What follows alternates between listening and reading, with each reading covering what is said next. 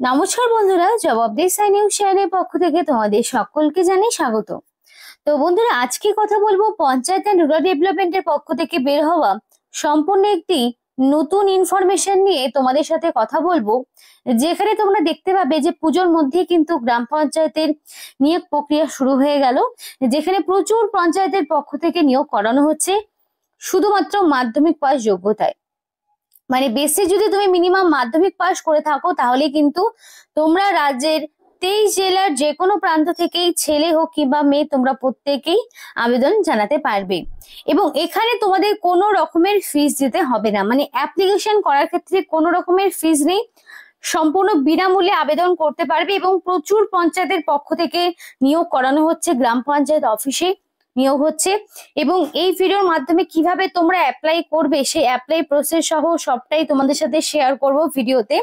কিন্তু ডিটেলস বলার আগে তোমাদের প্রত্যেকের কাছে আমি একটাই রিকোয়েস্ট জানাবো, যে যারা এখনো আমাদের এই চ্যানেলটিকে সাবস্ক্রাইব করোনি তারা ঝটপট চ্যানেলটিকে সাবস্ক্রাইব করে পাশে থাকা বেল আইকনটি ক্লিক করে দিও, যাতে করে পরবর্তী সমস্ত ইনফরমেশন পেয়ে যেতে পারো। তো চলো বন্ধুরা, দেরি না করে এবার অফিসিয়াল নোটিশ নিয়ে ডাইরেক্ট বিস্তারিত আলোচনা তোমাদের সাথে শুরু করব। তো এটা হলো পঞ্চায়েতের অফিসিয়াল ওয়েবসাইট। এই অফিসিয়াল ওয়েবসাইটের লিংক তোমাদেরকে ভিডিও ডিসক্রিপশন বক্সে দিয়ে দেব। সেখান থেকে তোমরা কিন্তু সমস্ত ইনফরমেশন গুলো পেয়ে যাবে, নোটিফিকেশন সংক্রান্ত বা অ্যাপ্লিকেশন ফর্ম সংক্রান্ত যাবতীয় ইনফরমেশন গুলো তোমরা কিন্তু এখান থেকেই পেয়ে যাবে। এবার সরাসরি মূল নোটিফিকেশনে ফিরে যাব। তো এখানে দেখো, নোটিফিকেশন কিন্তু 2/9/2025 বেরিয়েছে, কিন্তু অ্যাপ্লিকেশনটা একটু পরে শুরু হয়েছে। তো এখানে অ্যাপ্লিকেশন করার লাস্ট ডেট থাকছে কিন্তু অক্টোবরের 15 তারিখ। অক্টোবরের 15 তারিখের মধ্যে তোমাকে কমপ্লিট অ্যাপ্লিকেশন সাবমিট করতে হবে। 15 তারিখ বিকাল 5টা পর্যন্ত তোমাদের হাতে সময় রয়েছে।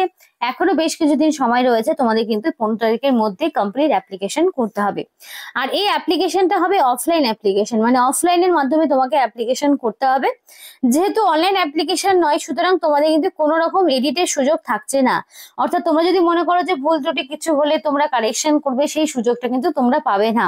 তাই যখন অ্যাপ্লিকেশন করবে, সম্পূর্ণ সঠিক এবং নির্ভুল তথ্য দিয়ে অ্যাপ্লিকেশন করার চেষ্টা করবে।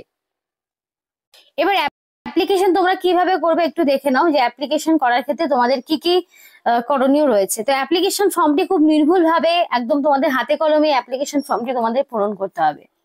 তো ফার্স্টেই থাকবে আবেদনকারীর নাম। প্রথমে যে অ্যাপ্লিকেশন করছে তার নাম থাকবে, এবং অবশ্যই সেই নামটা দিবে যেটা তার মাধ্যমিক বা তার সমতুল্য পরীক্ষার অ্যাডমিটে এক্স্যাক্টলি তোমার নামের যে স্পেলিং রয়েছে সেই নামটা কিন্তু তোমাকে দিতে হবে। তারপর তোমার হাজবেন্ডের নাম, অবশ্যই তোমাকে তোমার হাজবেন্ডের নাম বা বর্তমানে যিনি তোমার গার্জেন রয়েছে তোমার বাবার নাম তোমাদের কিন্তু দিতে হবে। মানে বর্তমানে যিনি গার্জেন রয়েছে, যেমন কারো যদি হাজবেন্ড থাকে সে হাজবেন্ডের নাম দেবে, যার হাজবেন্ড নেই মানে যারা অবিবাহিত তারা তাদের বাবার নাম দেবে। তো এইভাবে তাদের বর্তমানে যিনি গার্জেন রয়েছেন তার নাম তাকে দিতে হবে। তারপর তার বসবাসের ঠিকানা, মানে স্থায়ী বসবাসের ঠিকানা। এবার সম্পূর্ণ ডিটেলস বলার আগে তোমাদের একটাই কথা বলতে চাই, যারা ভিডিওটি এখন দেখছো বর্তমানে তারা অবশ্যই ঝটপট তাদের জেলার নাম আমাদেরকে কমেন্ট করে জানাও, যে সেই তাদের জেলায় আদৌ কতগুলো ভ্যাকেন্সি রয়েছে বা কোন কোন পোস্টে নিয়োগ চলছে গ্রাম পঞ্চায়েতের আন্ডারে বা পৌরসভা বা এক্সট্রা আরো যে সমস্ত রিক্রুটমেন্ট গুলো হচ্ছে সেগুলো সম্পর্কে যদি তোমরা জানতে চাও, মানে নিজস্ব জেলার যদি সরকারি কোনো রকম চাকরির ইনফরমেশন পেতে চাও, অবশ্যই তোমরা তোমাদের জেলার নাম, ব্লকের নাম আমাদেরকে কমেন্ট করে জানাও ঝটপট।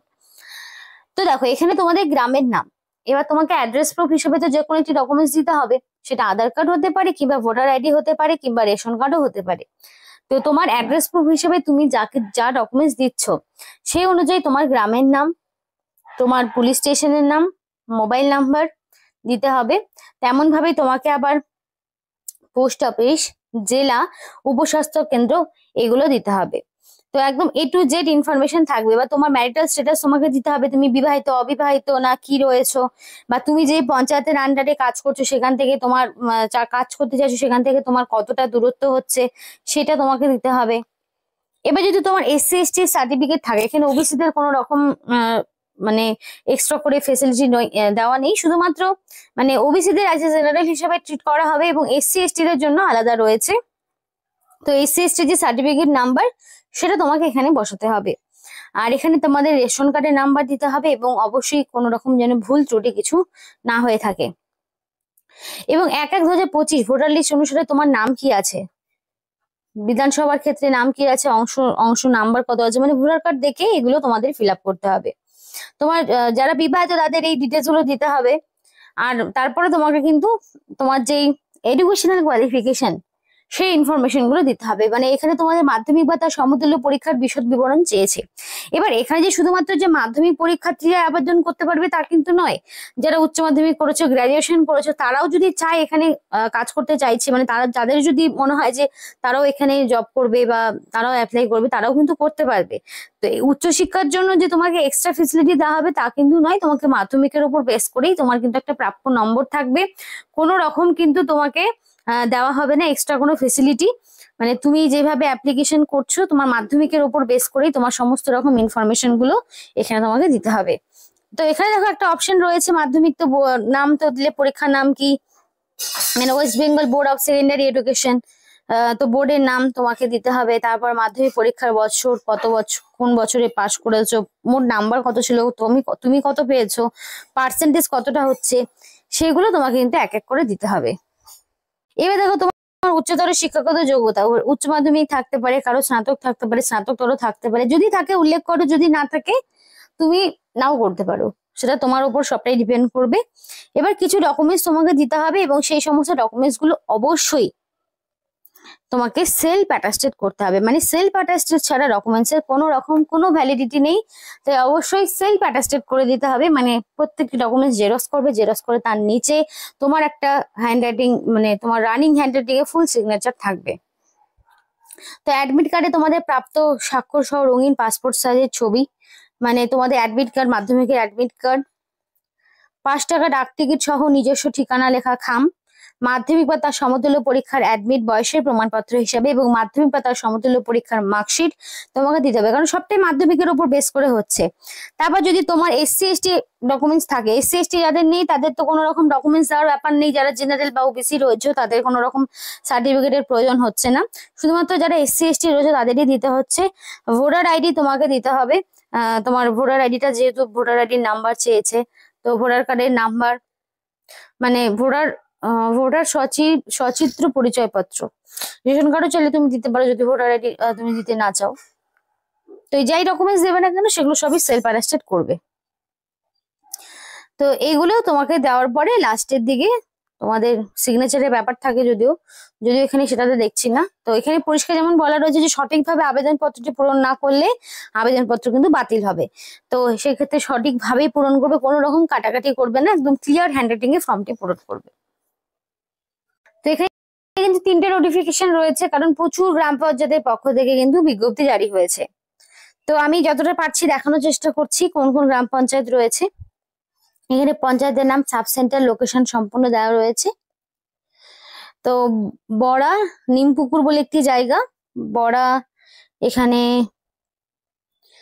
বাঘের, তো এখানে বড়া ওয়ার্গাক্ষেত্রীপাড়া বলে একটি জায়গা। তারপরে তোমাদের এখানে বড়াই পাহালামপুর বলে একটি জায়গা। তো এখানে বড়াইয়ের আরো একটি জায়গা তোমাদের নিয়োগ করা হচ্ছে পাহালামপুর বলে, KGD। তারপরে বিঘাটি বলে একটি জায়গা। তারপর তোমাদের এখানে বারুইপাড়া পালতাগড়া বলে একটি জায়গায় তোমাদের নিয়োগ করা হচ্ছে। আরো একটি নোটিফিকেশন ওপেন করলাম, সেখানে দেখো এখানে তোমাদের পরিষ্কার বলা রয়েছে হরিপাল আশুতোষ গোপালনগর শিববাটি বলে একটি জায়গা, হরিপাল সহদেব মুসাপুর অবিরামপুর বলে একটি জায়গায় সেখানে নিয়োগ হচ্ছে। তো এইভাবে কিন্তু বিভিন্ন নোটিফিকেশন রয়েছে। তো এখানে কিন্তু প্রচুর এরকম নোটিফিকেশন তোমরা দেখতে পাবে, আরো আছে যেগুলো একবারে তোমাদের সব দেখানো সম্ভব হলো না, কিন্তু সবগুলো কিন্তু 15/10/2025 মধ্যে তোমাকে কমপ্লিট অ্যাপ্লিকেশন সাবমিট করতে হবে। তো নিয়োগটি এক্স্যাক্টলি কোন জেলা থেকে বেরিয়েছে সেটা তোমাদেরকে এবার দেখাবো।